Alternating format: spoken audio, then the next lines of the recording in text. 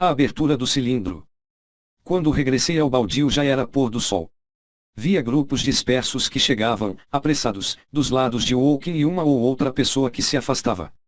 A multidão aumentara em redor do fosso e recortava-se, escura, no amarelo-limão do céu umas 200 pessoas, talvez. Falavam em voz alta e parecia desenrolar-se, perto do fosso, uma espécie de luta. Imaginei que estavam a acontecer coisas estranhas. Quando me aproximei, ouvi a voz de Stent: voltem para trás. Voltem para trás? Um rapaz passou correndo por mim. Está a mexer-se, disse-me, a parafusa e desaparafusa. Não gosto daquilo. Vou para casa, já. Aproximei-me da multidão.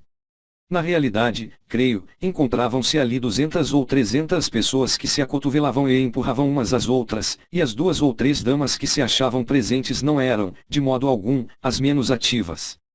Caiu no fosso, gritou alguém. Voltem para trás, diziam várias pessoas. A multidão hesitou durante alguns momentos e eu abri caminho com os cotovelos. Todos pareciam extremamente excitados.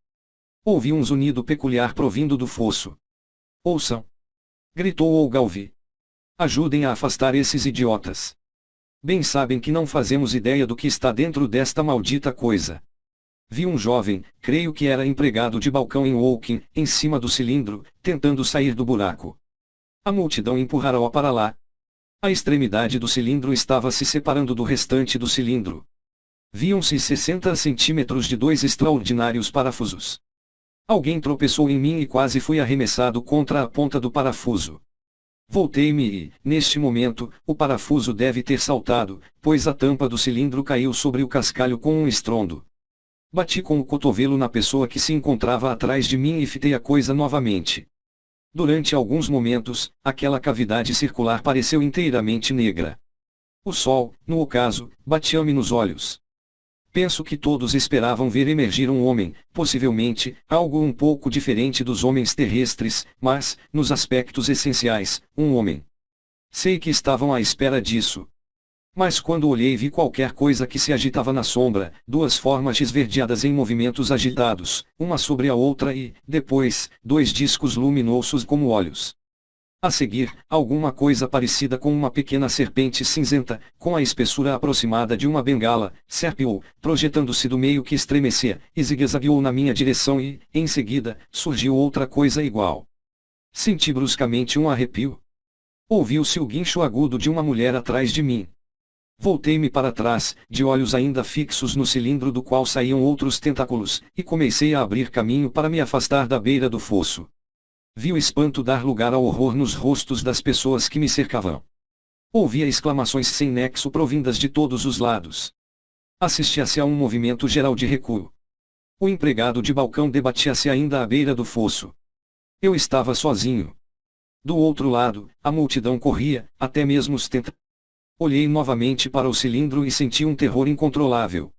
Fixei-o, petrificado. Uma grande massa redonda, acinzentada, com o tamanho aproximado de um urso, erguia-se lenta e penosamente do cilindro. Quando saiu e foi banhada pela luz, reluziu como couro molhado. 2 grandes olhos escuros fitavam-me, imperturbáveis. A massa que os emoldurava, de certo a cabeça, era redonda e podia-se dizer que tinha um rosto, com uma boca debaixo dos olhos, cuja orla sem lábios tremia, arquejava e gotejava saliva. Toda a criatura ofegava e pulsava convulsivamente. Um apêndice delgado, tentacular, aferrava-se à superfície do cilindro, outro retorcia-se no ar. Impossível conceber o horror que causava a sua estranha aparência.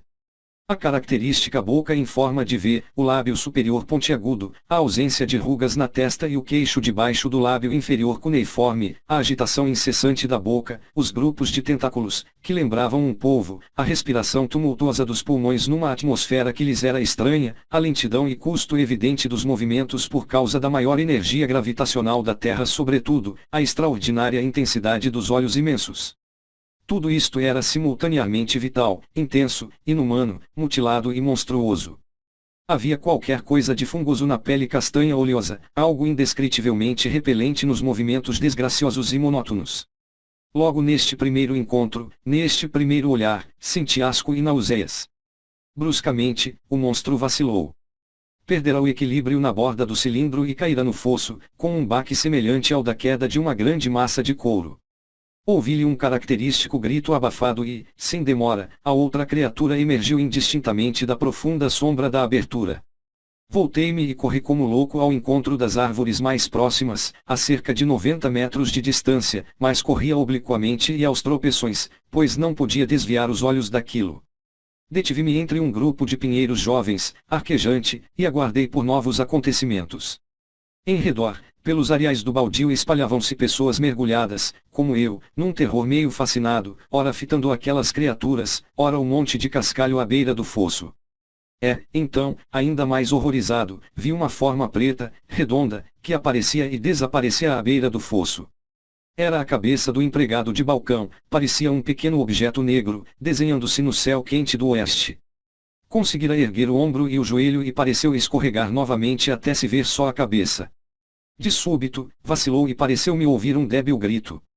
Senti um impulso momentâneo de voltar para trás e ajudá-lo, mas o medo que sentia foi mais forte.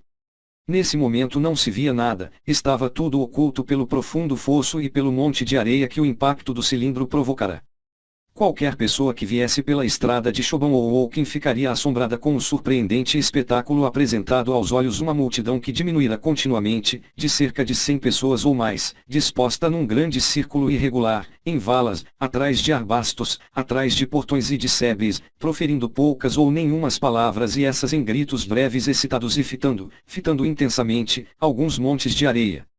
O carrinho de mão do refresco de gengibre, abandonado, desenhava-se negro no céu rubro e, nos areais, via-se uma fila de veículos abandonados, cujos cavalos comiam das cevadeiras ou raspavam o chão.